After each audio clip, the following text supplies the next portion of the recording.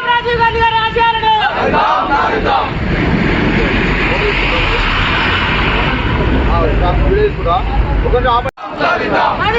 రాజీవ్ గాంధీ గారి ఆశయాలను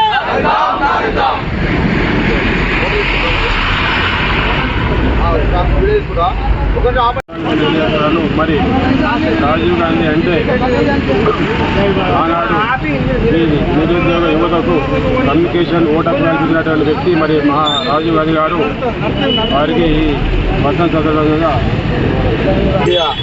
రాజీవ్ గాంధీ వర్ధంతి సందర్భంగా తంగలపల్లి మండల కాంగ్రెస్ పార్టీ ఆధ్వర్యంలో నాయకులందరూ కలిసి ఘనంగా నివాళులర్పించడం జరిగింది.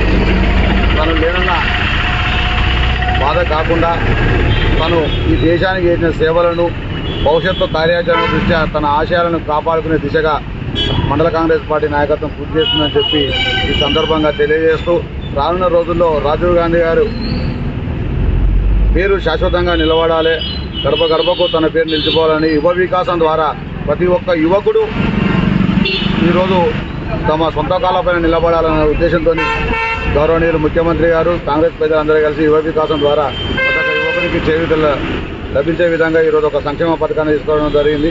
అలాగే గతంలోనే యువకులందరూ దేశ రాజకీయాల్లో పాల్గొనాలి, వాళ్ళకు కూడా ఓటు హక్కు కల్పించాలి. ఆ ఓటు హక్కును 21 సంవత్సరం నుండి 18 సంవత్సరాలు తీసుకొచ్చి అందరినీ చైతన్యవంతులను చేసిన గొప్ప వ్యక్తి.